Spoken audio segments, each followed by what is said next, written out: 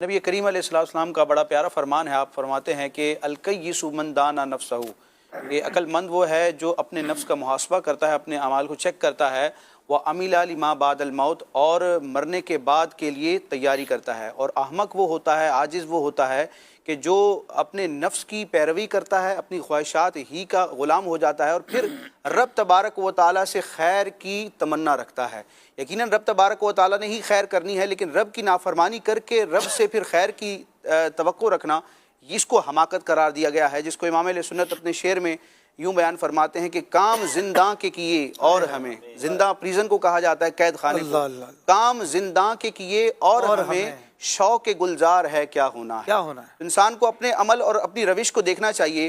علماء فرماتے ہیں کہ اس دنیا میں جو ہم عمل کرتے ہیں یہ گویا کہ ایک بیج ہے، اور آخرت کی جو جزا اور سزا ہے وہ اس بیج کا پھل ہے. تو آج جو بونا ہے وہی کل کاٹنا ہے. تو عقل مندی کا تقاضا یہ ہے کہ دین اسلام کی تعلیمات کو اپنایا جائے، اور قرآن و حدیث نے مسلمان میں جو صفات کا مطالبہ کیا ہے، ایک کامل مومن اور مسلمان میں جو صفات ہونی چاہیے، اگر انسان ان کو اپنائے گا تو عقل مندی کی وہ برکتیں پائے گا.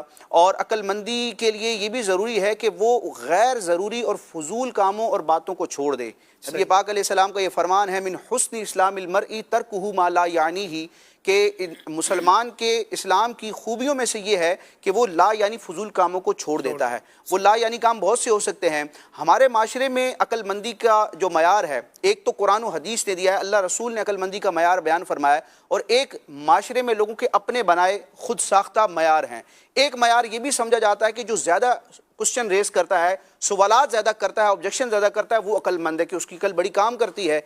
عموماً بچے بھی سوالات کرتے ہیں، تو سوال کو، کثرت سوال کو بعض اوقات عقل مندی کی دلیل سمجھا جاتا ہے. تو یاد رکھیں، ہر سوال اچھا نہیں ہوتا، اور ہر سوال کرنے والا عقل مند ہو یہ بھی ضروری نہیں ہوتا.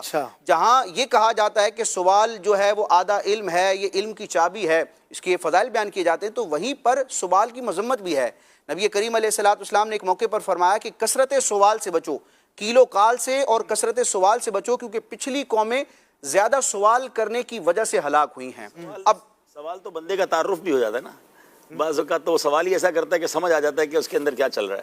صحیح بالکل صحیح. عموماً جب علماء کرام سے، مذہبی شخصیات سے لوگ سوال کرتے، کرنا بھی چاہیے، انہی علماء سے ہی ہم نے دین کو سیکھنا اور سمجھنا ہے، لیکن سوال کرتے وقت ہم کو یہ غور کرنا چاہیے کہ جو ہم سوال کر رہے ہیں اس کا جو جواب آئے گا، اس جواب سے مجھے کتنا فائدہ ہوگا، سراؤنڈنگ میں لوگوں کو کتنا فائدہ ہوگا، اور دین اور ملت کو کتنا فائدہ ہوگا. فضول سوالات ہوتے ہیں، یعنی وہ چیزیں جو سیکھنا آپ کے لیے ضروری ہیں، آپ کے دین، دنیا اور آخرت کے لیے ضروری ہیں، ان چیزوں سے آپ غافل ہیں اور آپ غیر ضروری کاموں میں پڑے ہوئے ہیں. تو ہمیں اس چیز کا بھی تعین کرنا چاہیے کہ سوال جو ہے وہ کس نوعیت کا ہو. سوال ایسا ہو کہ جس کے جواب کے نتیجے میں مجھے اور دیگر افراد کو فائدہ ہو. بڑی خوبصورت بات کی، ماشاءاللہ.